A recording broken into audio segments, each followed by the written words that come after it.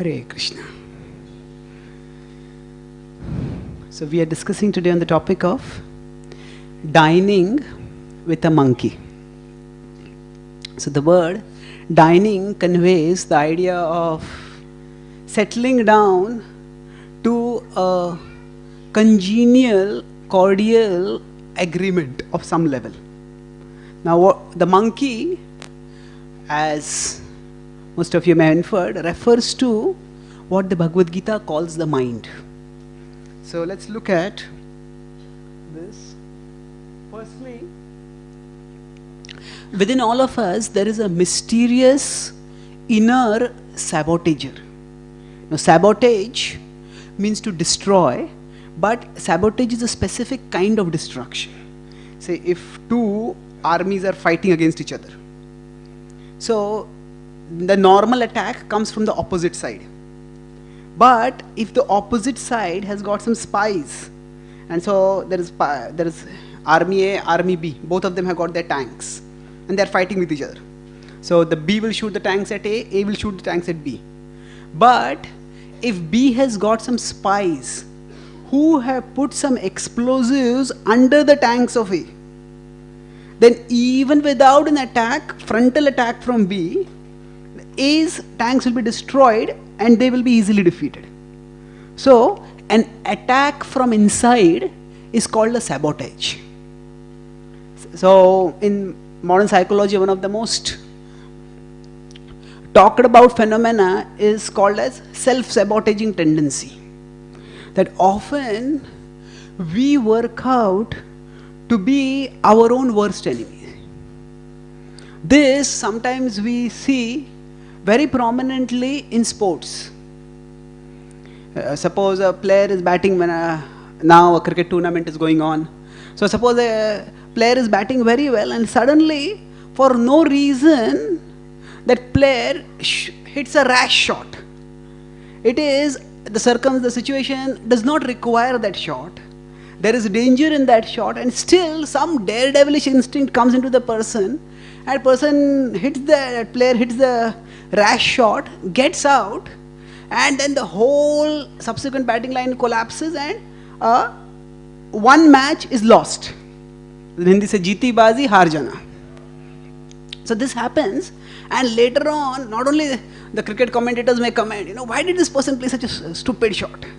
But that person also gets bewildered. What happened? Why did I do such a thing? So what we see sometimes, this self-sabotaging, or sometimes it is called as choking. Certain players or certain teams, they are said to choke under pressure. So choking basically means that people crumble not because of external pressure, but because of internal pressure. So now, throughout the world history, there has been recognized by thinkers, there is something within us which makes us act against our best interests. And this is most prominently seen in today's culture, in the modern and the postmodern times, because today's times we have acquired in some ways more knowledge and more power through that knowledge than what we had in the past, at least in recent history. So with greater power comes greater capacity to misuse that power. So for example, in America, in San Bernardino, we know there were shootouts where just some people go crazy and with a machine gun they kill so many people and then they kill themselves quite often. Now if we look at many of the times, if we talk with the neighbors, or the journalists talk with the neighbors of these people, the neighbors say, he was just a nice person. We never thought he would do something like this. So what happens is people just snap. So what is it that makes people do such self-destructive actions? So the Bhagavad-gita explains that within us there is a self-sabotaging force which it calls as the mind. Now the word mind has many meanings, and some of them are positive. For example, Albert Einstein is often called as the greatest mind of the 20th century. Here, mind refers to the intelligence. He is the most intelligent person of the 21st century. Or sometimes we may say, where is your mind? That means, if somebody is not paying attention, we say, pay attention. There we say, mind simply refers to attention. So like that, the word mind can have many different meanings. The Bhagavad-gita uses the word mind in a very specific sense. So when it uses the word mind, it first of all explains that there is a tripartite ontology. No need to get agitated by the words. So tripartite basically means 3 levels. And ontology refers to the nature of existence. So just like in a computer setup, we have hardware, we have software, and we have the user. So like that, there is a, within our existence itself, our existence is 3 levels. The physical, which is like the computer hardware, the mental, which is like the computer software, and the spiritual, which is like the user of the computer. So, the physical, mental, and spiritual. These are the 3 dimensions of our existence. Modern science progressed enormously, but by focusing on the physical side of reality. There is physical, there is mental, and there is spiritual. So modern science has progressed by focusing on the physical side of reality. And in the physical side, we have acquired a lot of control as compared to recent history. But when attention focuses on one thing, it is natural that attention disfocuses from some other things. When we focus on one thing, we don't notice other things. So as a matter of the whole civilization itself, our modern civilization and also the postmodern civilization that is focused largely on the physical side of reality. And the result of this is that our attention from the mental and the spiritual side has been substantially distracted. And Martin Luther King, he said more than 50 years ago, that we live in an age of guided missiles and misguided men. Guided missiles and misguided men. So we have phenomenal technology to control the missiles without. But our own insides we are not able to control. And the Bhagavad-gita explains that the mind can act as a self-sabotaging agent. Just as the software in a computer, it is meant to enable us to use the hardware for a constructive purpose. But the hardware can get damaged. But the hardware cannot be used if the software gets corrupted. There may be malware, there may be viruses, whatever. The software gets corrupted, the hardware cannot be used. Similarly, if the mind gets agitated, the mind gets contaminated, then we may be physically healthy, but we will not be able to function effectively. So, the software is essential for using the hardware. If there were no software on the computer, I just get a fresh computer with nothing installed, we can't do anything with it. So similarly, the mind is like the software, and we need the mind as the agency for interacting with the body. In the Bhagavad-gita, Krishna says in the 15th chapter, 9th text, that Shrotram chakshuh sparshanam cha rasanam ghranam eva cha adhisthaya manaschayam vishayanupasevate. So he says that all the senses, Shrotra, Chakshu, Sparsha, Rasana, Ghrana, that the eyes, the ears, the nose, the tongue, the skin, all of them adhisthaya manaschayam, just as the fingers are centered around the palm. So like that, the senses are centered around the mind. So the mind is the integrator of the sensory inputs. And after integrating these inputs, they are presented to the consciousness to the soul for decision. So now the scientific worldview, it just doesn't understand what all is there beyond the physical. Why? Because its focus is the physical level of reality. Just like if I have nowadays almost everybody has color TVs, color cameras, but suppose there is a black and white TV. No matter what we do, we cannot get a color image on a black and white TV. The apparatus and the output are incompatible. So just as with a black and white TV, we cannot get a color image. Similarly, by material science, we cannot understand spiritual truths. The methodology and the knowledge desired, they are incompatible. So that's why we need an alternative source of knowledge for understanding our inner side. And that's why we see in the world, there are, especially in the Western world, which has progressed enormously, there are millions of people who are turning towards spirituality, and especially towards Eastern spirituality, towards yoga. Yoga has millions of practitioners in America, in Europe, and in many other westernized parts of the world. So why is this? Because people have recognized that the modern knowledge systems can provide us control over the outer world, but they cannot guide us in our inner territory. And through meditation, through yoga, through chanting, through all these spiritual means, we understand and gain some amount of control over our inner world. So the point I'm making through all this is that the Gita's tripartite ontology, the physical, the mental and the spiritual, this is not just some sectarian belief system. This is something which any intelligent person can understand, that this is not non-scientific or anti-scientific, this is trans-scientific. Science has a particular focus, and in that focus it can give us tremendous power.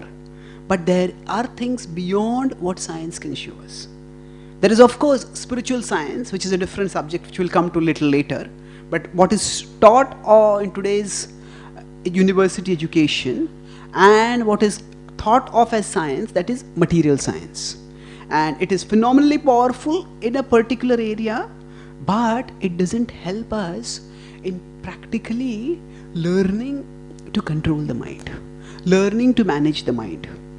So we talked about, this topic is called as dining with a monkey. Often we talk about controlling the mind, disciplining the mind, purifying the mind. All this is important, but at the same time, we have to ultimately live with the mind. Just as for working in the software, working with a computer, the software is indispensable. Similarly, we need to learn to work with the mind. Shri Radha Gopinath Bhagavan ki. So, let's look at a further understanding of what the Bhagavad-gita teaches. So, one of the first teachings of the Bhagavad-gita is that everything inside you is not you. What it means is, usually we think of external and internal. Okay, this desk is outside me, and there are some thoughts, some ideas, they're inside me. So we think of external as outside and internal, that is mind, that is inside. But this differentiation of external and internal is based on a bodily reference point. From the body's point of view, what is outside is external and what is inside is internal. But the Bhagavad-gita explains that our essential identity is not the body, it is the soul. And from the soul's point of view, not just the physical, but even the mental is external. So, inside us, there is the mind and there is the soul. And the mind's voice is not exactly our voice. We'll discuss about the different major voices in the mind later. But everything inside us is not us. There are voices within us which are alien to our essential nature. They are contrary to our actual desires. And many times we feel impelled to do certain things. Maybe eat this, watch this, go here, do that. And then afterwards we feel, why did I do that? Why did I do that? So here, if you think about this deeply, why did I do that? This means there is an I who did it, and there is an I who is wondering why I did it. Isn't it? Now, these two I's, the I which did and the I which observed. So what exactly are these two I's? And how do they interact? So we will discuss this later, but suffice it to say at this stage that everything inside us is not us. Just as in a computer, I may want to do certain functions in a computer. But many times if you browse certain commercial websites, or any website for that matter, we browse on one tab and suddenly there are a dozen other tabs which come up. They're not only there are some pop-up windows which come up. Now, we don't want to surf over there. But sometimes what happens is, not only the pop-up windows come up, but sometimes there is a ready-made multiple choice option with a particular option already ticked. For example, the simple way we understand, if we are working on a Word file, we may have an option, do you want to save the file? Yes or no? So now, if sometimes there is most of the times the default option is yes. And that is good. But sometimes if there is a bug in a computer, the default option becomes no.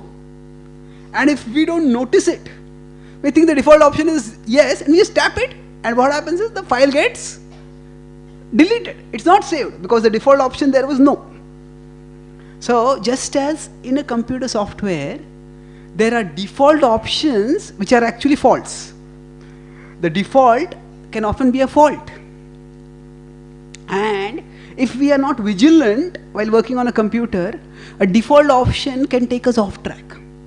So like that, within us also there are different options, there are different ideas that come up, and not all those ideas are our own ideas.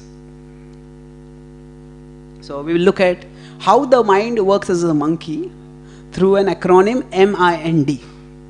So misdiagnosis, indirection, negativity, and double role. So let's discuss this one by one. So the mind is compared often to a monkey. Why monkey?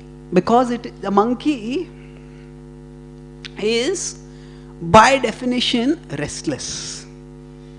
All of you are sitting and hearing a class. If there was a monkey in this room, then what would the monkey do? The monkey would not sit peacefully. The monkey would just jump here, go there, go here, like that. Why is that? That is the nature of the monkey. The monkey is by definition restless. So Krishna describes, and Arjuna also says the thing, chanchala. Chanchalam hi manah Krishna. The mind is chanchala, restless, like a monkey. So now, if we observe, often when we sit in a class also, when we physically sit, but our mind like a monkey goes here and there.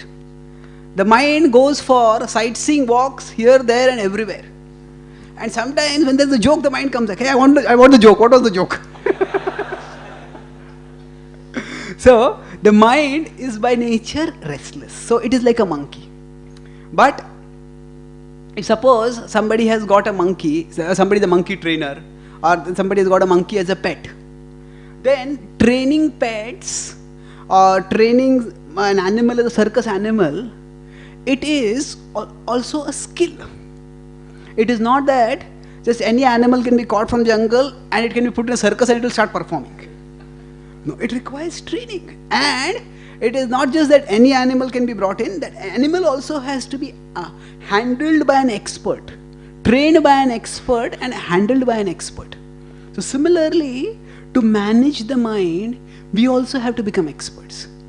And often, and there are trainers of wild animals, that they know if there are horse trainers. Nowadays people don't use horses so much, but in the past, horses were a primary mode of communication. And when horses had to be, they use the word breaking a horse. Breaking doesn't mean physically breaking the bone of a horse. It means breaking the obstinacy of a horse. The horse, if it has never seated a rider on its back before, it doesn't want to. If the horse has been, say, caught in the jungle and brought in, then they say it is not broken. That means nobody has sat on it. So for the first time, breaking a horse is a difficult and often dangerous process. Because first time if somebody sits on the horse will just throw off that person. And not only throw off that person, that horse may charge and try to stampede on that person also. Stamp on that person. So it requires an expert horse trainer to break an horse. And after the horse is broken, that means after it has been rid on, then slowly it becomes biddable. Biddable means it becomes manageable. And only when the horse has become manageable, then it is sold.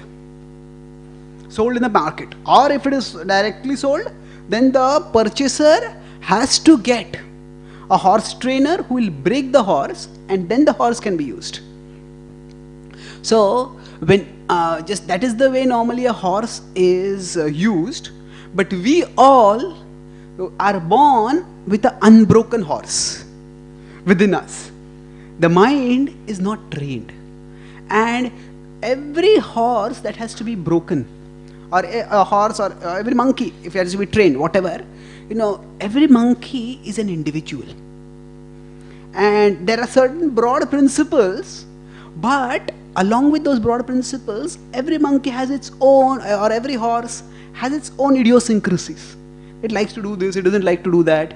So then the horse trainer has to customize its training so as to take into account the individual nuances of that particular horse and train accordingly. So here what we are discussing is the broad ways in which the mind acts like a monkey. So when the mind acts like a monkey, it goes off in various directions. But which are the directions in which it goes? We'll try to understand it here in a broad way. And then we will discuss how we can deal with this, how we can dine with the monkey. That means how we can break the horse and how we can learn to use it for our purposes. So misdiagnosis. What does this mean? Let's look at it first. So if any of you use the word, many times in any text editor, there is something called autocorrect. So the autocorrect, if we type something wrong, it is meant to correct it. So I use autocorrect. First time I used it with the editor. So I wrote the soul is Sachitanand. And then I was reading it again. I found the soul is Saturday Chitanand.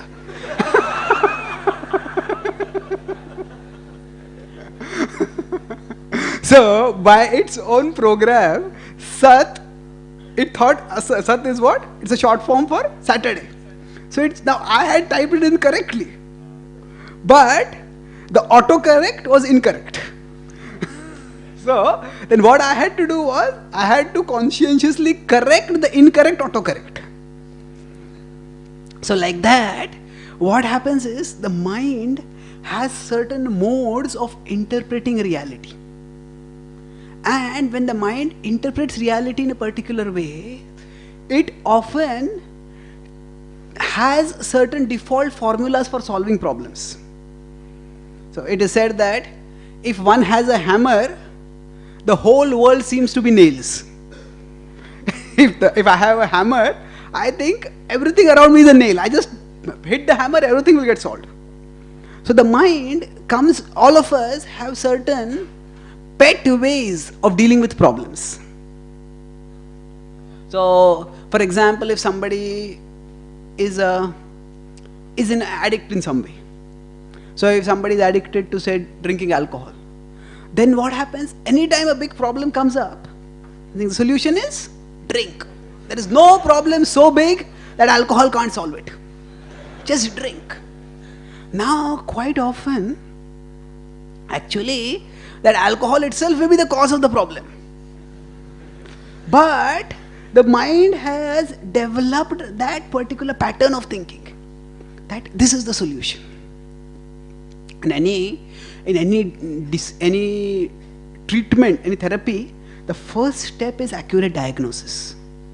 If the diagnosis goes wrong, then after that, whatever treatment we may give, it will be in vain.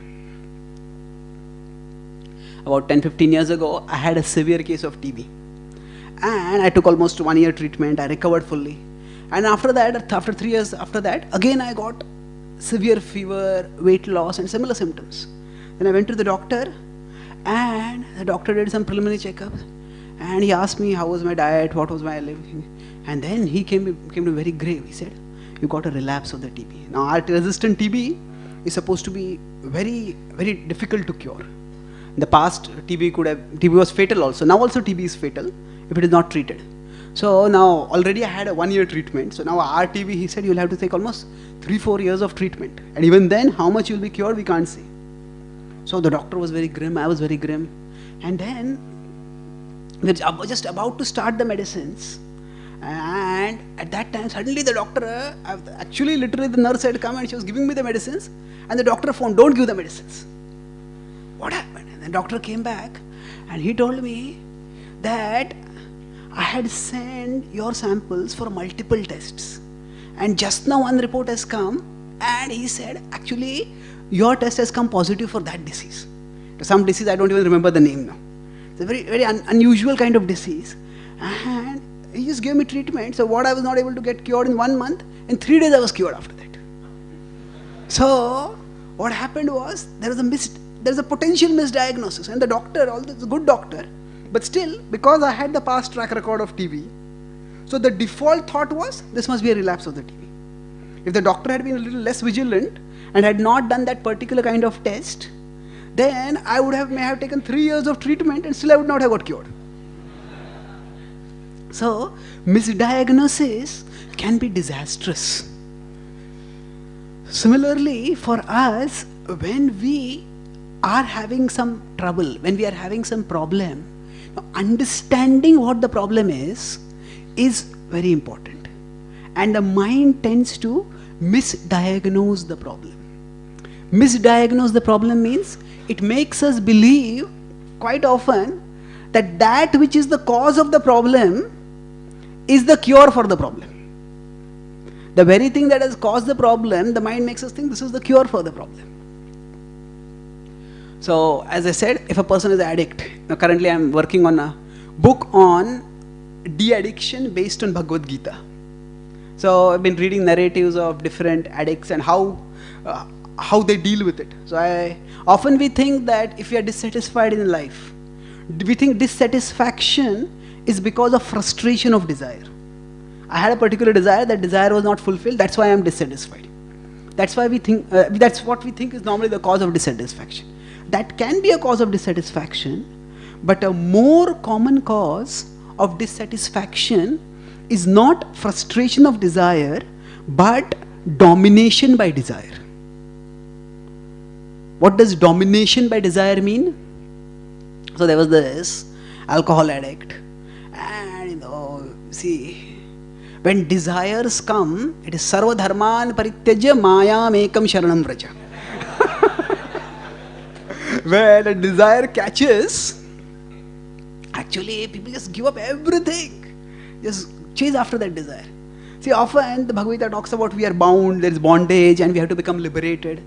So we may ask, where am I bound? I can go anywhere I want, I can go to a shop, I can eat, I can go to a garden, I can go to a movie. I am free. See, there are different kinds of bondage. There is one bondage is a prisoner's bondage, where the prisoner is shackled and that bondage makes a person motionless. But there is another bondage, that is a puppet's bondage. A puppet is bound and the puppet moves, but the puppet has no freedom to choose how to move. So, the prisoner's bonds make the prisoner motionless. But we are bound not like a prisoner, we are bound like a puppet. And the bond of desires, they don't make us motionless, they make us restless. When we are bound by desires, we run here, we run there, we run there. Asha pasha shatair baddha kama krodha parayanaha ihante kama bhogartham anyayena artha sanchayan. Krishna says in Bhagavad-gita 16.12, Asha pasha shatair baddha. Hundreds and thousands of desires, we are bound by it. The desires make us restless. So I was telling this anecdote of this alcoholic, how he got the epiphany. Epiphany means realization. He got the realization, I'm actually bound. So one night around 3:34 in the morning, he had slept at 12 o'clock, 1 o'clock, and then he woke up at 3:30. He suddenly had a desire to drink alcohol. He woke up and he was literally dragged out of the bed. He went to his fridge and he found there's no alcohol there. Got frustrated. Then he took out his car. This has happened in America. He took out his car and went into the nearest bar. And along the way, his car sputtered and broke down. So then he went out and he went to the bar, and he went to the bar, and what happened is that the particular alcohol brand that he wanted, it was not there. So now he had to go almost half a mile to another place. So around 3:34 in the morning, he just went there to that particular bar, and finally he got that alcohol. And now it was cold at night, just walking along, his car was somewhere in the middle. He just left the car there itself, because the desire is so strong. So then he was just going along. He took one sip. He said, it's so cold, let me go in my car, and then, or I'll go to my home and then I'll drink it. And as he was just going along with the car, walking along, suddenly there was some stone or something, and he slipped and he fell on the ground. And he had just taken a sip. At that time, the lid was loose, and the whole alcohol got spilled all over his body. Then he just was lying on the ground, and then he just looked up and he saw all these skyscraper buildings, all the lights closed. And he thought, what am I doing? I could be sleeping peacefully in bed. What am I doing here with the car broken, with my clothes filled with alcohol? I am really enslaved. I am enslaved by desire. But this sort of epiphany, this sort of realization, it can act as a moment of awakening. Now, unfortunately, what could have happened at that time if he had not been alert? Some level of alertness is possible, and it was accessible even at that time. But if he had not been alert, the mind would have said, you are a stupid fool. You lost the alcohol, go and get another alcohol. So the normal tendency would have been, oh, I'm frustrated. Why? I'm dissatisfied, I'm frustrated because my desire was not fulfilled. But the cause of dissatisfaction, the cause of misery here is not the frustration of desire. That, oh, I did not get the alcohol, the particular bottle, it just got spilled. The cause of the suffering is deeper. That is domination by desire.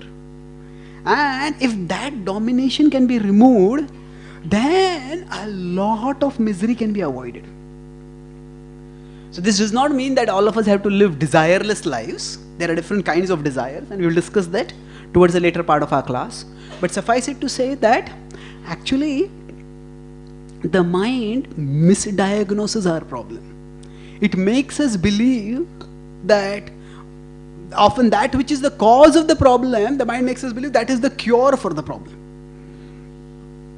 So this is one of the ways in which the mind misdirects us. The second is indirection. Indirection is a noun which comes from indirect. Indirect means someone doesn't speak directly. So there is a problem. Instead of dealing with the problem, the mind makes us go here and there and there and everywhere. Suppose, say, I'm supposed to go for a program, and then I'm going in a car and the driver doesn't know where to go, and the driver takes me to a wrong place.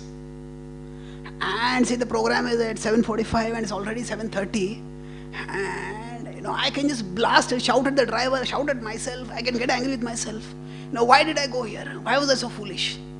But if I have gone wrong, I have gone to a wrong place. Now chastising myself or chastising anyone else is not going to get me to the right destination. Okay, as soon as I realize that I have got on the wrong path, what should I do? Come back on the take a turn and come back on the right path. But on this, if we physically get lost, we understand this. Or if we can say you're wrong track, we will immediately do this. But when this happens mentally this happens means that something goes wrong in our life. At that time, our mind misdirects or indirects our energy towards resentment. The resentment of reality often hurts much more than reality.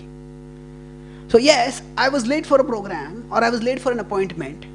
But if I just keep beating myself up, I'm going to become later.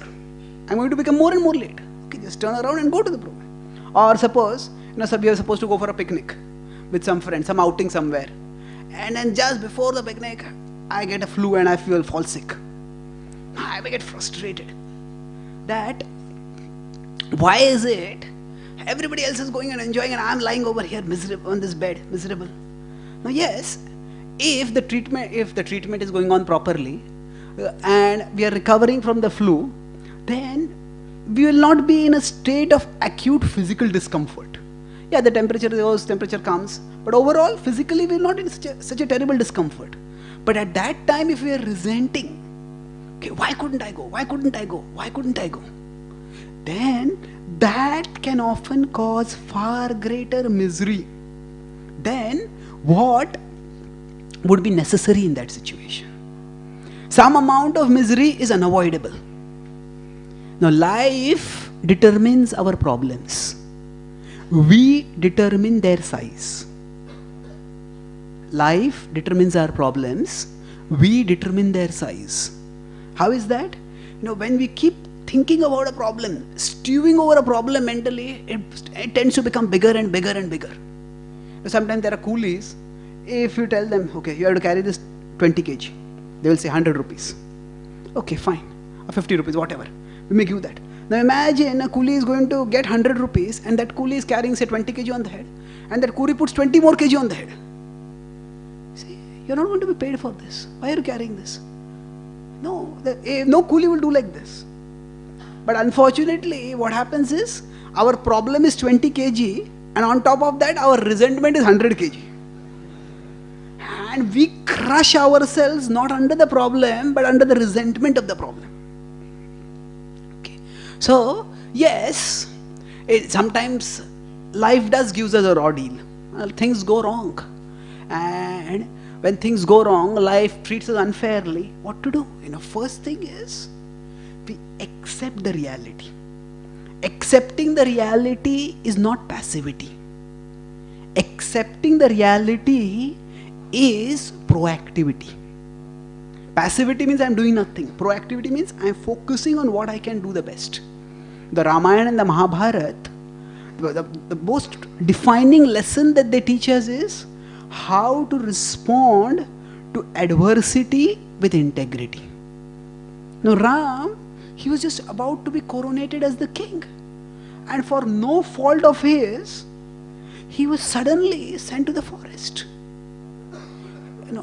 He doesn't exhibit any resentment. It was something which is worth becoming resentful about. But there was absolutely no resentment. He accepted it. So, what happens? It's not that when we resent the reality, we don't solve the problem. We actually aggravate the problem. So the present is here, the past is here, the future is here.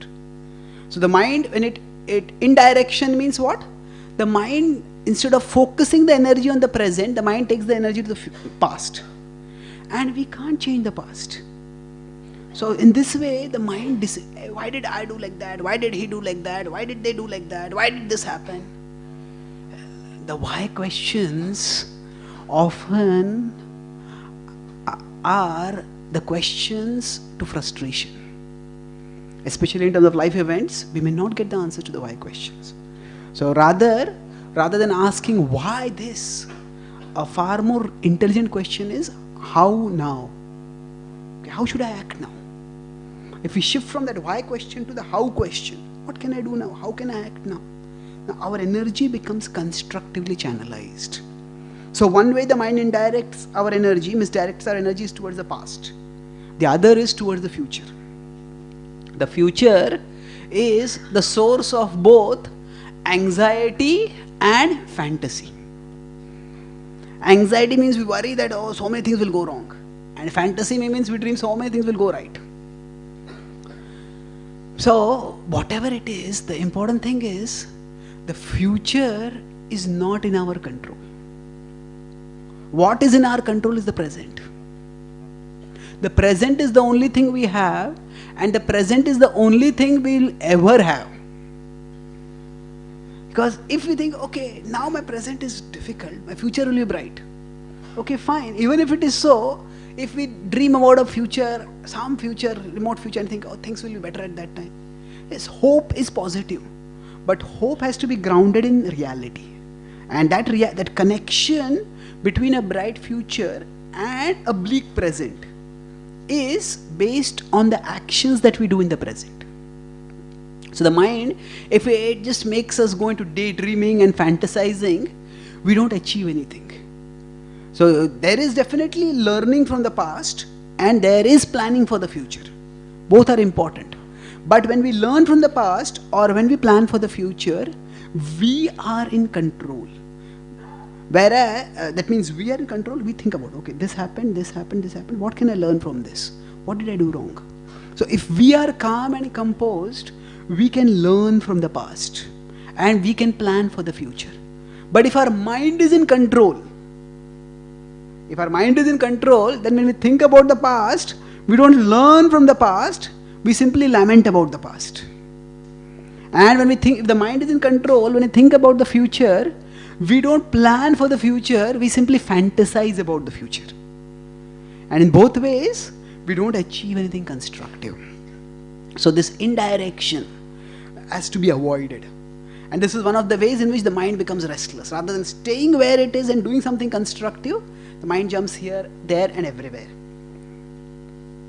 And then another problem related with the future as well as the present is negativity.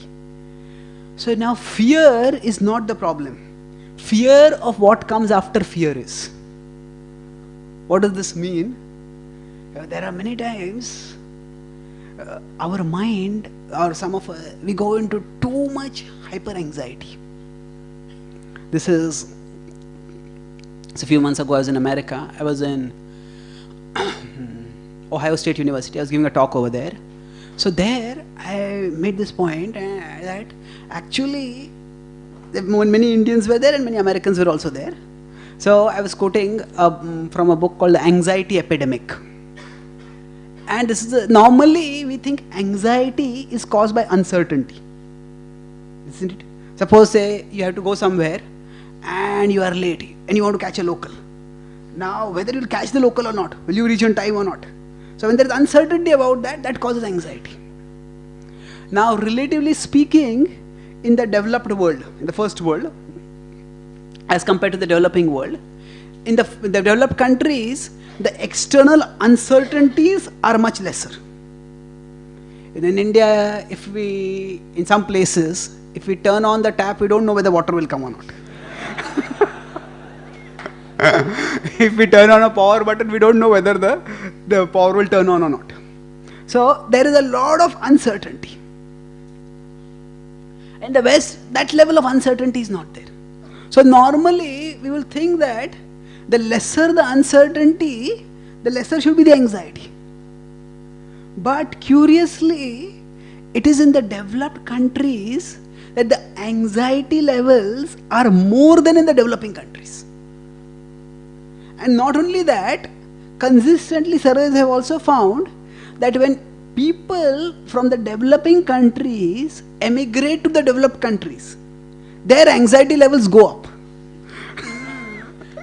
So why is it that when there is lesser uncertainty externally, why is it that there is still anxiety? So anxiety is caused not just by external uncertainty. Anxiety is also caused by internal instability. If our mind is unstable, if our mind is restless, we can get into anxiety for little or no reason. Sometimes people get panic attacks. Panic attacks means suppose suppose somebody is going along the road and they say there's a road break over there. There's an accident. The accident is quite ghastly. But suppose you see an accident, you think, people start thinking, oh, what if, if I'm driving and I meet with an accident over there, maybe when I'm driving, my brake will fail. Or maybe when I'm driving, maybe I'll just get a heart attack when I'm driving and then the car will go out of control. Or maybe I'm driving and somebody else, maybe a drunk driver, maybe come along the way. Yes, now these are possibilities. But these are not probabilities. Possibility means something that can happen. Probability is something that is likely to happen. So one of the problems in today's world is because of instant round-the-clock media coverage. So, we get reports of problems very quickly. We get reports of things going wrong very quickly.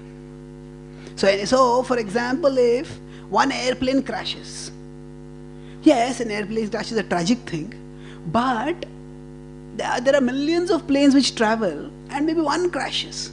So the probability of something happening to us like that, it is small. Whatever reasonable precautions are there, we should take those precautions, no doubt. So if we are driving a car, we should take necessary precautions. But if the mind is uncontrolled, it becomes paranoid. Paranoid means perpetually fearful, constantly fearful. If we let fear rule our life, we will not be able to do anything. We are sitting here and we are fearful. What if the roof caves? Or instead of looking at the beauty of the chandelier, we may think, what if the chandelier loosens and falls? So many times the uncontrolled mind goes into irrational fears. Yada swapnam bhayam shokam vishadam madamevacha na vimunchiti durmedha buddhisa partha tamasi. So dhrutisa partha tamasi. So Krishna says in Bhagavad-gita 18.36 that yaya swapnam bhayam shokam. So that intelligence, actually, sometimes when people imagine daredevilish situations, imagine terrible situations. Utopia is a very unrealistically positive situation, positive future. The opposite of utopia is dystopia. So dystopia is an unrealistically negative situation. So now to imagine some negative situation also requires some level of intelligence, isn't it? I had gone to a medical conference, and there at an international medical conference, so one doctor was telling over there that it gives an example of how people get diseases and insecurity unnecessarily. So there was this lady. Every 3 months she would go to a doctor to check. Doctor, do I have cancer? Do I have cancer? Do I have cancer? The doctor, don't worry. You don't have any problems. Don't worry. She went like this for 25 years. And after 25 years, doctor said, you have cancer. See, doctor, I was right.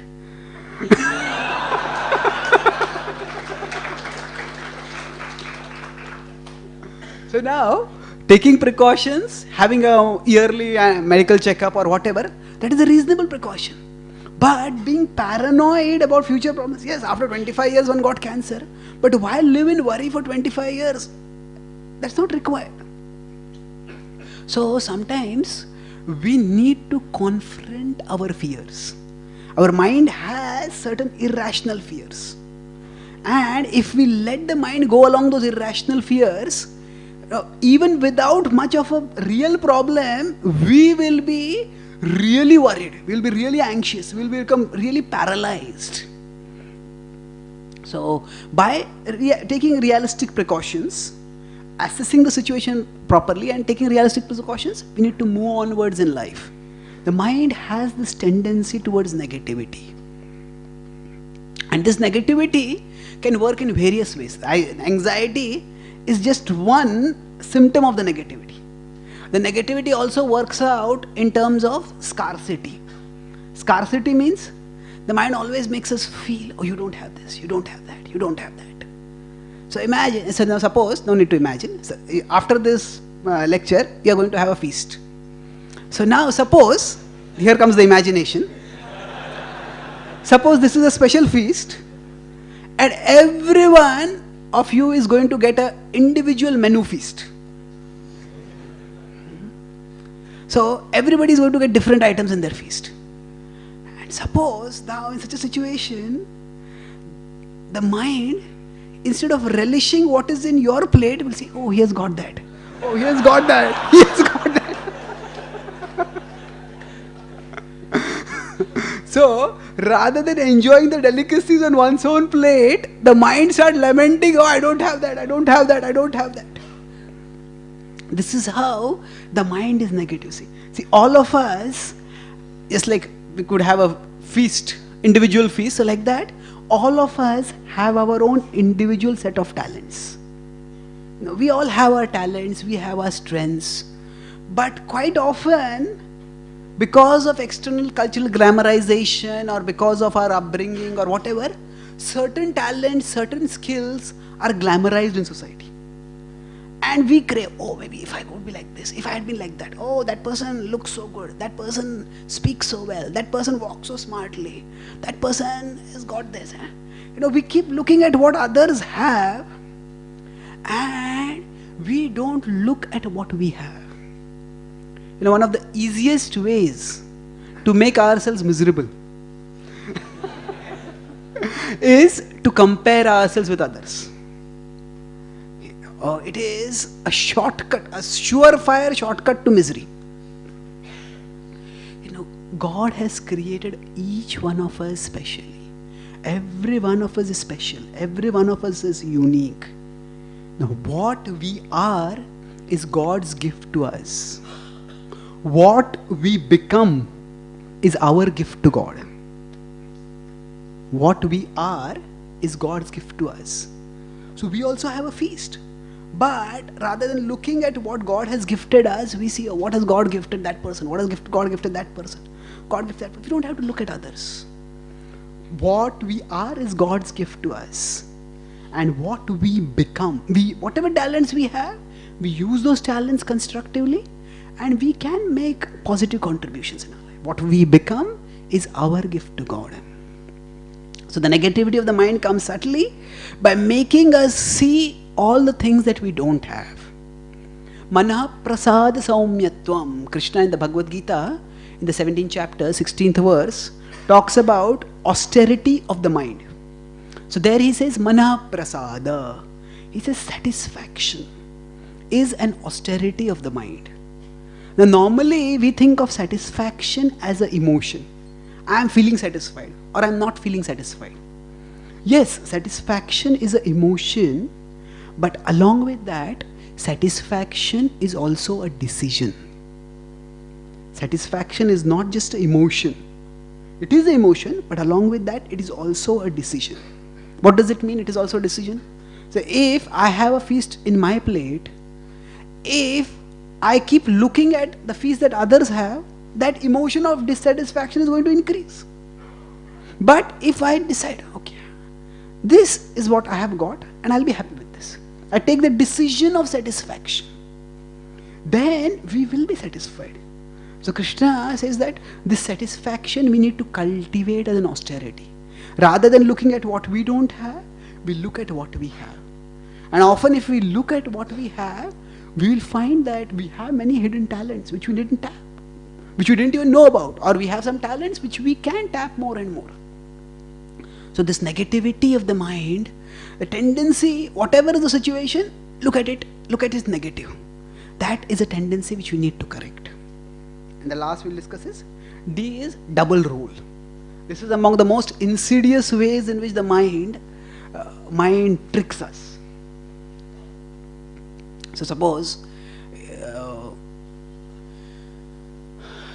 we decide, I don't want to become obese, so I'll regulate my diet. And then there is a feast, and then we eat, and we start a decision with the decision. I'm not going to overeat today. But then what happens? We start eating maybe a little more. And then what is happening all this time? The mind is telling, one more piece, what is the problem? One more helping, what is the problem? one more helping. What is the problem? And then you overeat. And then afterwards, the stomach starts bloating. And then the same mind says, what a fool you are! Don't you have any common sense? Why did you have to eat so much? You are a glutton. So, the same mind first makes us do wrong and then chastises us for doing wrong. So now, if we have done something wrong, guilt is good. But there are, say there is this wrongdoing, and then this is, okay, this is a wrongdoing, we are here. Now guilt should come between us and the wrongdoing. But when the mind chastises us, what happens is, see, our strength to do right, we'll discuss in the concluding part, our strength to do right can come from many sources. The strongest source from which it comes is Krishna. When we connect with Him through spirituality, then we get tremendous inner strength. So, ideally speaking, say if it's Krishna over here, we are over here. And whatever undesirable activity is there, whatever wrongdoing is, that's here. So the guilt should come here, between us and the wrongdoing. But when the mind makes us guilty, now that is pseudo guilt, and that guilt comes here. Means we feel I am good for nothing. The mind says I am a fool. You are a fool. Yes, I am a fool. You are good for nothing. Yes, you are good for nothing. Give up bhakti. Give up bhakti. So this, when the mind chastises us, there are two kinds of people who give corrections. There is a coach and there is a critic. So coaches are those who point out our wrong, but they focus on our potential for good and they bring out the good within us. But the critics, or among the critics also there are cynics. Cynics, they just focus on the negative. And if we hear the voice of the cynics too much, we often can get completely devastated, shattered. So the mind is not a coach, it is a cynic. So when it plays this double role, makes us do wrong and then chastises us for doing wrong, at that time, that chastisement, it doesn't inspire us to do right. It actually sinks us in self-pity. Now self-pity is, I am good for nothing, I am useless, I am helpless, I am just good for nothing. So one time one devotee came to Prabhupada and said, Prabhupada, I am the most fallen person. So Prabhupada said, you are the most nothing. So most nothing means to think that that I-centeredness, that is not at all empowering. That is disempowering. So even if you have done something wrong, what do you do after that? Get up and start off. If we just wallow, why did I do this? I'll never do right. I'm always a fool. I'm good for nothing. That way we'll never learn. Often, sometimes we feel I don't have confidence. I lack confidence, some people say. Actually, it is not that we lack confidence. More often than not, the problem is not lack of confidence. The problem is overconfidence in our cynical mind. Now we have overconfidence in our cynical mind. Hey, if you speak in public, you will make a cake of yourself. You will make a fool out of yourself. If you do this, you will be embarrassed. If you do this, nothing is going to happen. If you do this, nothing is going to happen. So now, is the mind a prophet to know what is going to happen in the future? No, the mind is not a prophet. The mind is a cynic. And if we listen to the mind, we will never be able to do anything constructive. So the mind, when it takes this double role, it actually discourages us and it paralyzes us. Suppose a boxing match is going on. Two boxers are fighting, and suddenly there is A and there is B. And then B suddenly gives a big punch on A and he is knocked down. Now at that time, if he is on the ground, what should A do? Now, it is a shattering blow actually. But if A is to fight, A should turn and look at the coach. or I should, and the coach, come on, get up, you can fight. You can win, get up. But if A looks at B only, he says, can I win this match? Never! So, if there's a boxing match going on, the opponent who has knocked you down, we don't take his opinion seriously. We take our coach's opinion seriously. So like that, what happens? The mind knocks us down, and then we ask the mind only, can I win this? Well, the mind is going to say, no, you can never do it. So we all, whatever we try to do, often when we say, I can't do it,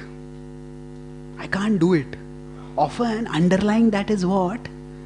There is the mind with its twisted ego, which means to say, you should not do it unless you do it perfectly. That's not necessary. Nobody starts off being perfect. No,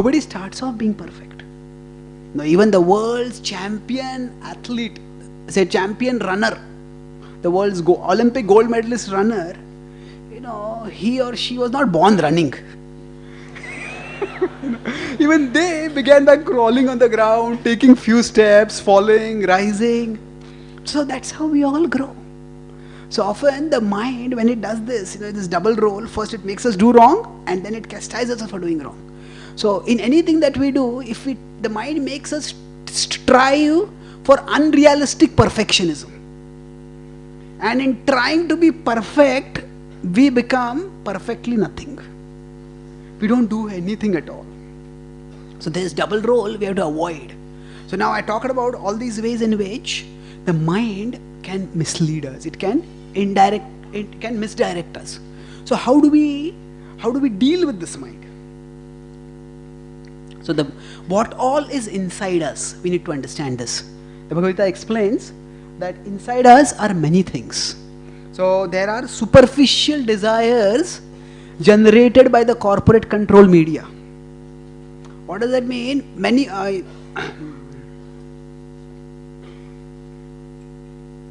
There's a British author, Oscar Wilde. He said, fashion is a form of ugliness so intolerable that you have to change it every 6 months. Fashion is a form of, normally think fashionable means beautiful. But fashion is a form of ugliness. Why ugliness? The very thing which looks attractive, captivating today, after 6 months, when it becomes old-fashioned, and that say, hey, you're so old-fashioned, you're wearing this, you're carrying this, you're doing this. It becomes ugliness, and it becomes intolerable ugliness. So fashion is a form of ugliness so intolerable that we have to change it every 6 months. So when we let the contemporary culture define our self-worth, then we have to acquire so many things. Oh, get this, buy this, eat this, go here, go there, get this. And then we will be considered fashionable, we will be considered cool. So many of the desires which dominate us, many of the desires which create dissatisfaction within us, they are often superficial desires. They are not very important for us. So, although because of repeatedly being exposed to those desires, again and again from outside there's propaganda for those desires. So, because of them, we may start thinking these are my desires. But they are not our desires. They are desires which have come from outside and they have been ingrained within us because of repeated exposure to particular things. So these, when we start going inward, when we start practicing spirituality, when we understand the Bhagavad-gita. Normally if we have a mirror, mirrors make people self-conscious. How is my hair combed? How is my dress? How are my looks? Mirrors make us self-conscious. The Bhagavad-gita is also like a mirror. But it doesn't make us self-conscious, it makes us conscious of the self. It makes us conscious of the self. It makes us understand who we actually are. What are our actual priorities? What are our actual necessities? So when we study Bhagavad-gita, we start understanding this is not really important for me. Now this doesn't mean that we should be unambitious and we should have no desires at all. That's not the point. The Bhagavad-gita also talks about certain desires that are natural to us. Now by natural, there can be two things. We, as I said, we have a material side to our being and we have a spiritual side to our being. Our core is spiritual. Along with that, we have a particular body in which we live.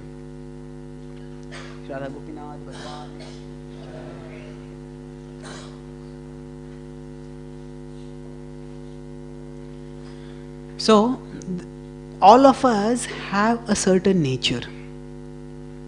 And according to our nature, earlier I talked about how all of us have been given certain gifts. We all have our feast. So, when we act according to our nature, then we live compatibly, we live satisfied. So Krishna did not tell Arjuna that because you want to be spiritual, you renounce the world. Krishna told Arjuna, you are an archer, fight as an archer, live as a warrior. That is your nature. So all of us have certain desires, certain inclinations that come from our nature. And that nature, the Bhagavad-gita doesn't say we have to renounce it. Swakarmana tam abhyarcha siddhim vindati manavaha. The Bhagavad-gita 18.46, Krishna says, Swakarmana, by your work, tam abhyarcha, worship him. Some people mistranslate this as work is worship. But Krishna doesn't teach work is worship. Krishna teaches worship him with your work. Work is not automatically worship. Now, if work were automatically worship, then the donkey would be the greatest worshipper.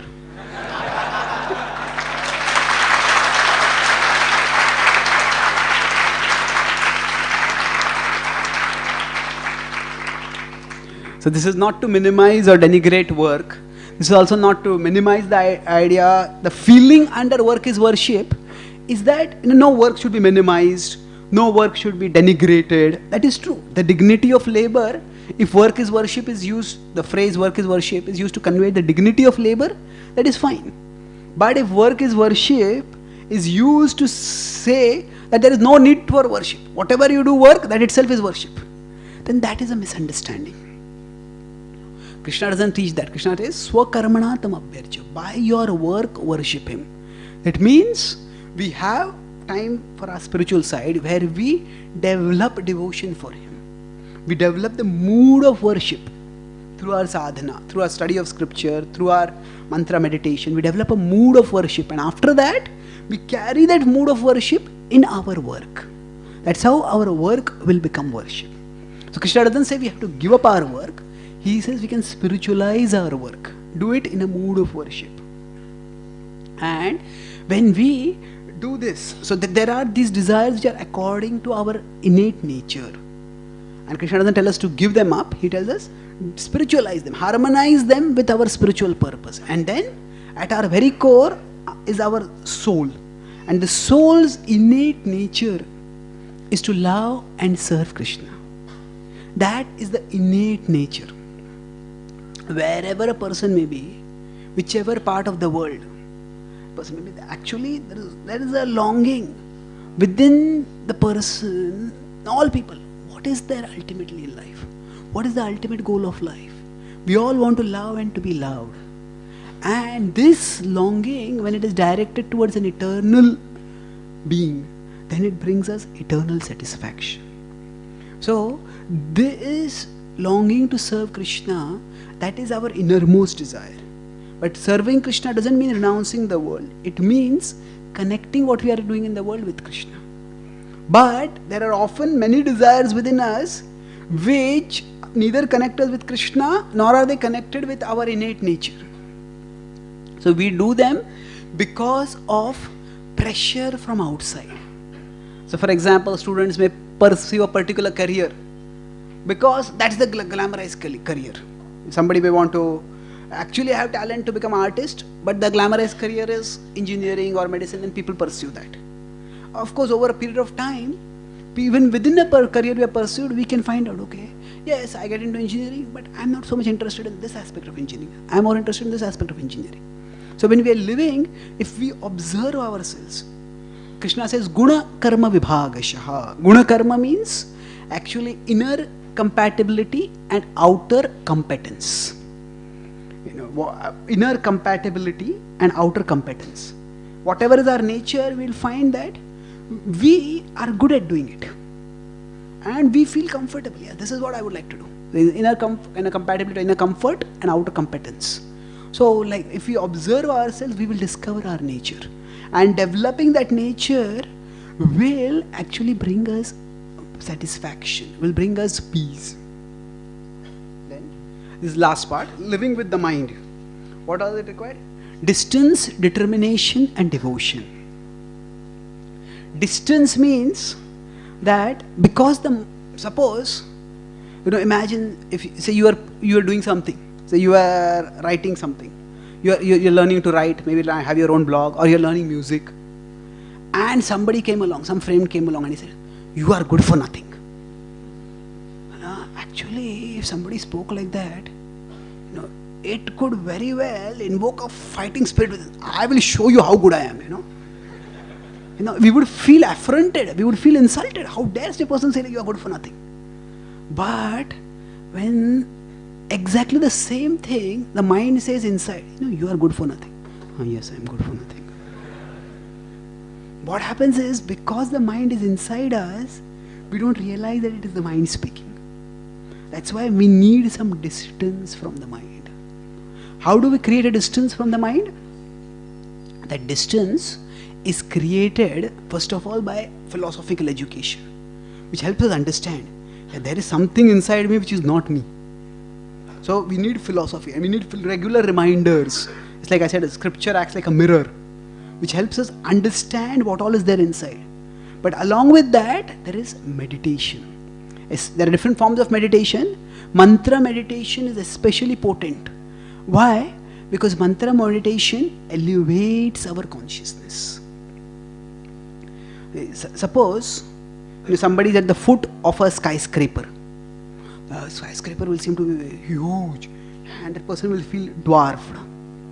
But if that person is airlifted by a helicopter and that person is above, then the skyscraper is the same, but the person will say the skyscraper is below. What has happened? So like that, if we compare the skyscraper to a problem in our life, then when we are at a normal level of consciousness, we'll feel the problem is so big. But meditation is a tool for raising our consciousness. And there's a helicopter above, and that helicopter somebody sends a rope down, and by that rope we are pulled up. Then we can easily rise up. So the mantra is like that consciousness elevator. It's a rope that is sent down to us, and when we situate our consciousness in the spiritual sound vibration of the mantra, then our consciousness gets elevated. It gets elevated. So when it is elevated upwards, we can look at ourselves, hey, this is the mind. So for example, sometimes when we try to chant the holy names, at that time we realize, hey, I'm trying to chant, but the mind is going here, mind is going there, mind is going there. Actually speaking, Tukaram Maharaj was once asked, when I start chanting, the mind runs here and there. He says, why do you run after the mind? The mind will run, but why do you have to run after it? Yato yato nischalati manaschanchalam astiram tatastato niyam yaitad atmanyeva vasham nayed. Krishna says in 6.26, that wherever and whenever the mind wanders, bring it back under the control of the self. What does this mean? That actually, earlier, when the mind had wandered, we would also have wandered with the mind. So now at least we are protesting that the mind is wandering. And that itself is progress. Suppose, if a baby is mischievous, and now the baby goes here, baby goes there, smile. The babies are just, they just don't know anything. When the baby grows up, then the child is supposed to become mature. So when the child is supposed to be mature, then the child is supposed to do more constructive activities. And if the child wants to play all the time, then the mother will say, okay, you play for some time, but now you have to study. But suppose, the child is playing And the mother also gives up everything and starts playing.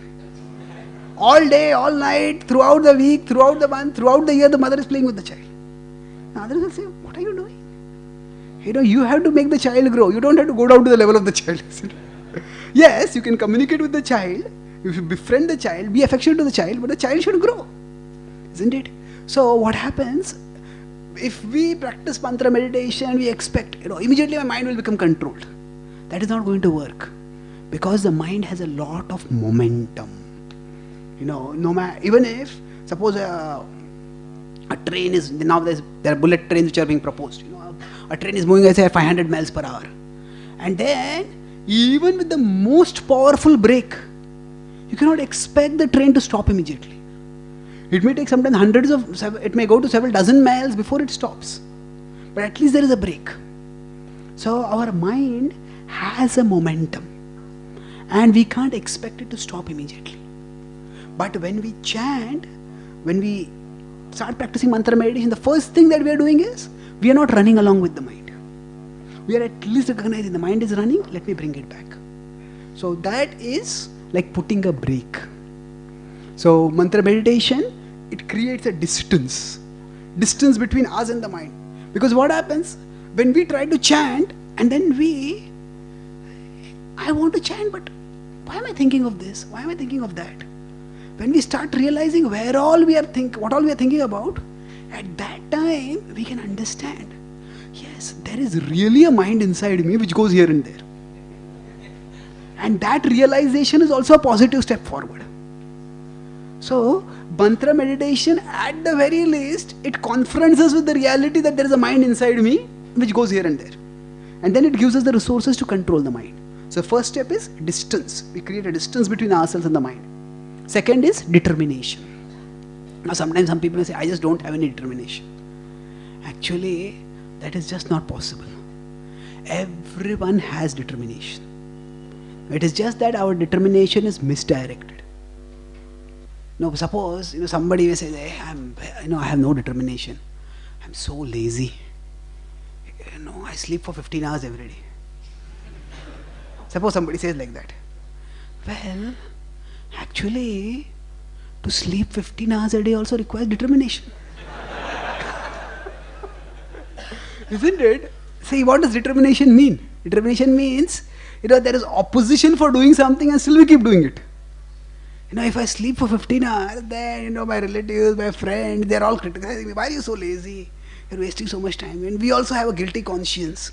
Why am I wasting so much time? And in spite of that, we sleep. That is determination. It is, of course, misdirected determination. But it is determination. So no one can say, I don't have any determination. We all have determination, but it is just misdirected. So what bhakti does is, it redirects our determination in constructive channels. When we start chanting Hare Krishna, when we start connecting with Krishna, that same force of determination which was misdirected, it starts getting redirected towards Krishna. And determination can come from various ways. The most forceful way in which determination we can get is through devotion. Shraddha Gopinath Bhagavan. So devotion. How does devotion develop our determination? Tatam kirtayanto mam yatantascha dudhavrataha namasyantascha mam bhaktya nityayukta upasate. 9.14 in the Bhagavad-gita, Krishna says that my devotees practice bhakti with determination. Dudhavrataha.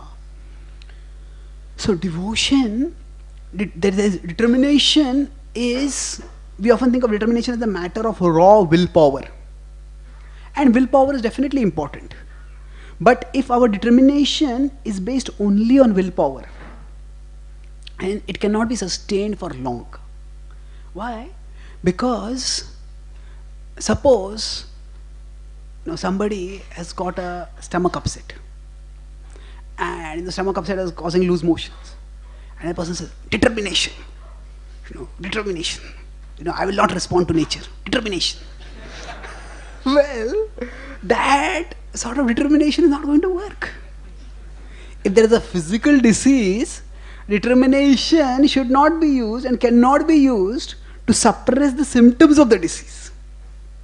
Determination has to be channeled to take the treatment.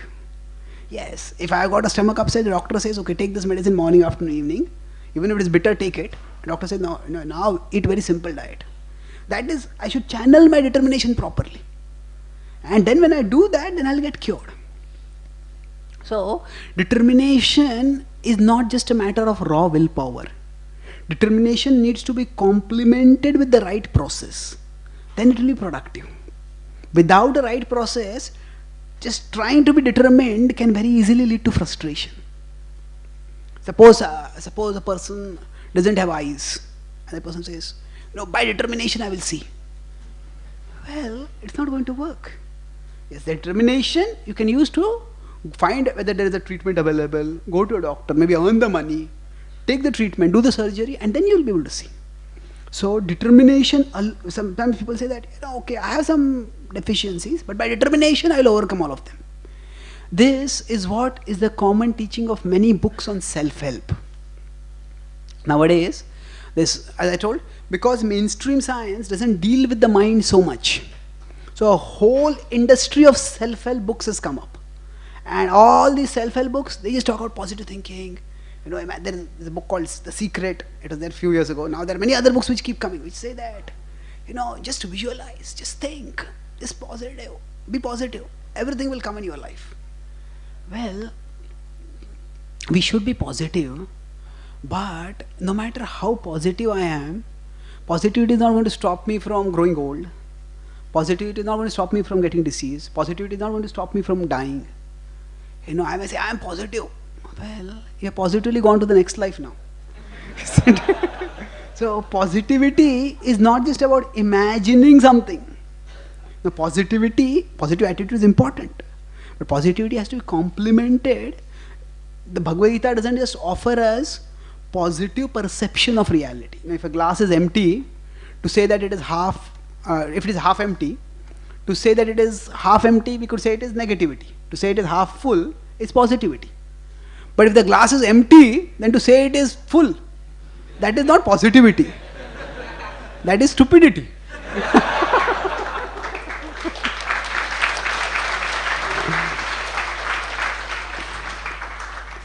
So often there is this challenge that people try to make their own thoughts, or people means self-help teachers, they often sometimes make our own attitude, our own thoughts, our own mind, they try to make it into a God itself. If you just think, whatever you think, it will happen. Well, it doesn't work like that. We do have to change our thoughts. But changing our thoughts doesn't just mean, say, it's good to look at how the glass is half full instead of half empty. But positivity is not a denial of reality. The Bhagavad-gita offers us not just a positive perception of reality, it offers us perception of positive reality. Positive perception of reality means, okay, the glass is half empty, see it as half full. That is positive perception of reality. But there is perception of positive reality. Perception of positive reality means that beyond our physical side, which is temporary, which is perishable, we have our spiritual side. The spiritual side is indestructible.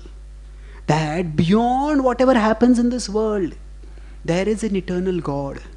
And God loves us always. He's always there in our heart and He's never going to leave us and go away. Madruk prapanna pashupasha vimokshanaya muktaya bhuri karunaya namo layaya. The Srimad Bhagavatam in its canto says that Krishna, He's alayaya, He's tireless. He is there to help us. He is there to guide us. And Krishna, He's there to catch us. But He is there to catch us not when we do wrong, but He's there to catch us when we fall. Now, He's not a fault-finding God. Hey, you did this wrong, you did this wrong, you did this wrong. That is not Krishna's mood. Krishna, when we fall, Krishna is there to catch us. And He's there to lift us up. We may be unqualified, but we are never disqualified. We may be unqualified, we may have any contamination, but Krishna never rejects us. Krishna never says that you can't practice bhakti, get out of here. No, Krishna always loves us. And He's always there with us. And when we connect with Him, His omnipotence comes to our assistance. And by that omnipotence, we can do things which we might have thought earlier to be impossible for us. So ultimately, turning the mind, purifying the mind, learning to live with the mind, dining with the monkey, that essentially means dining on Krishna Prasad. Krishna Prasad is not just physical food, but it is the mercy of Krishna. When we connect ourselves with Krishna, we connect our mind with Krishna. That's why the Bhagavad-gita again and again tells us, fix the mind on Krishna. When we do that, the mind will become purified. So just like if there's a dangerous antivirus in software, the dangerous virus in software, the virus is removed, then the software will function efficiently and we'll be able to do our work. So like that, the mind, which is filled with many negative scripts right now, if we focus it on Krishna consistently, the mind will become purified. And when it is purified, then Krishna says the same mind will become our friend. And that mind will assist us in doing constructive things in our life. And this change in our inner dynamics, when the mind becomes peaceful, then we become joyful. When the mind becomes peaceful, mind is currently restless. I want this, I want that. Why is this going wrong? Why is that going wrong? But prashantamanasam hiyenam yoginam sukhamuttamam upaiti shantarajasam brahmabhutama kalmasham. Krishna says in 6.27, prashantamanasam hiyenam. The mind will become prashanta, deeply peaceful. Yoginam sukhamuttamam. At that time, we'll experience the supreme happiness. So when the mind becomes peaceful, we will become joyful. And the Bhagavad-gita and the message of devotion and Krishna himself are all there to assist us, to guide us, to inspire us towards this journey of making our mind peaceful and regaining our inner joyfulness. So I'll summarize. I started by talking about how there is something inside us which seems to sabotage us. And the Bhagavad-gita explained that is the mind. So there is the hardware, software and the computer user. Like that, we have the body, the mind and the soul. So the mind is like a software which is contaminated, and it misdirects us. So we discussed about external and internal. We think of it from the reference point of the body, but from the point of view of the soul, even the mind is external. So everything that is inside me is not me. Then we discussed the acronym MIND, the 4 ways in which the mind acts like a monkey and misdirects us. What was M? Misdiagnosis. I discussed several examples. Satchitananda becomes Saturday Chitananda. So our doctor may diagnose something wrong. So then the mind often makes us think that a particular thing is a solution to whatever problem there is. But that particular form of short-term pleasure, that often increases our problem rather than solving the problem. So what is frequently the cause of the problem, the mind misdiagnoses as the cure for the problem. I give the example of the alcohol addict and how late in the night he was crumbled on the ground. And so our dissatisfaction is not caused so much by frustration of desire as it is caused by domination by desire. So the mind misdiagnoses us and makes us think that, because my desires are not fulfilled, that's why I am frustrated. No, we have unnecessary desire, that's why we are dissatisfied and we are dominated by those desires. So then I was in direction. Instead of directly dealing with the problem that is there, the mind goes to the past, the mind goes to the future. Resentment of reality often hurts much more than reality. If I have gone to a wrong place, okay, just turn around and come back. But the mind, why did this go wrong? Why did this go wrong? Why did this go wrong? Why did I fall sick? The flu does not cause us as much pain as the resentment because I have got the flu. So then, another way the indirection is about the future. So, if the way to the future is through the present and we need to focus on the present, then N was negativity. In negativity I discussed about anxiety disorder. How anxiety is caused not just by outer uncertainty, it is also caused by inner instability. The mind is restless, then we will always be anxious. And then talked about how the mind has irrational fears, dystopia. And it can paralyze us by thinking in terms of negative about everything. Oh, what if this goes wrong, this goes wrong, this goes wrong. So we need to, everything we can say is a possibility. But we can't live our life fearful of various terrible possibilities. But look at what is the probability. And prepare for the probability and do away with the mind's irrational fears.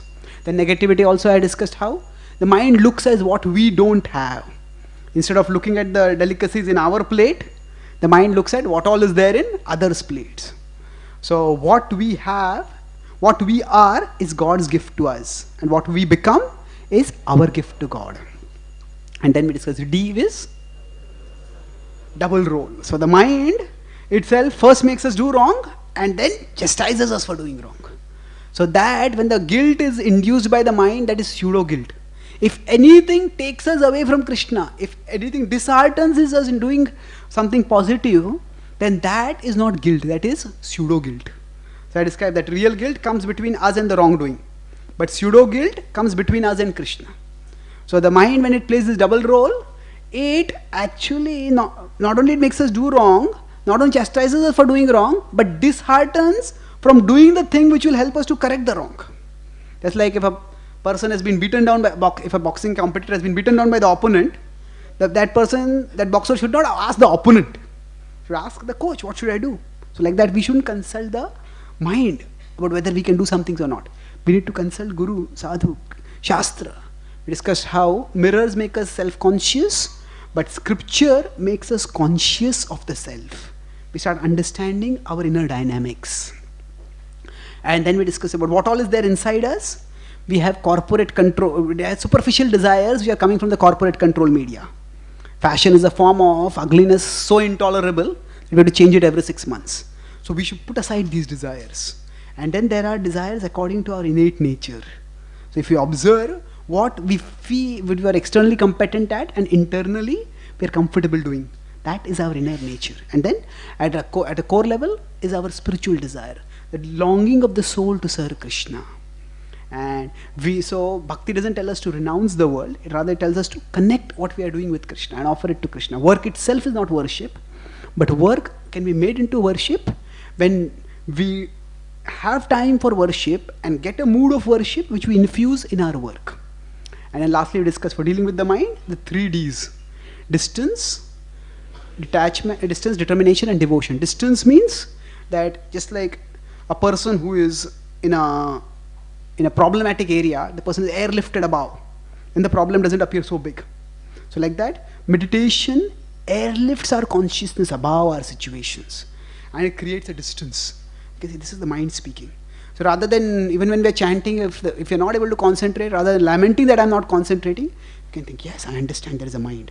That is what is causing me to distract. Let me focus, and gradually the mind will get disciplined. Then D was determination. We all have determination. It is just misdirected. So rather than saying that I don't have determination, whenever we feel sometimes from within I don't have determination, we should know this is a double role of the mind. Saying that I don't have determination. I have determination, I just have to direct it properly. And then last is devotion. I discussed how it is not that by our own willpower we can change the undeniable realities of the world.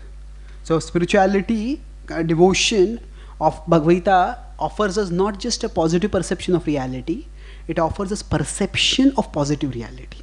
That there is, beyond all the problems that are there in this world, there is an eternal, indestructible, supreme God who always loves us and who is there to help us. By focusing on our vision on this world, we will fill ourselves with anxiety. But we raise our vision to God, and that will fill us with security. That will fill us with confidence. And then we can act constructively. And as we keep ourselves devoted to Krishna, the mind's momentum, which is going towards wrong things, it will slow down, it will stop, and it will reverse. It will go towards constructive things. So when the mind becomes peaceful, we become joyful. Thank you very much. Hare Krishna.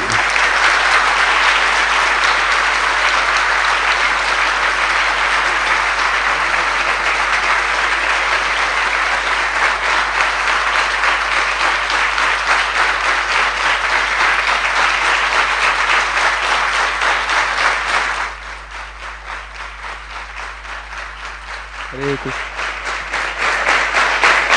Hare Krishna.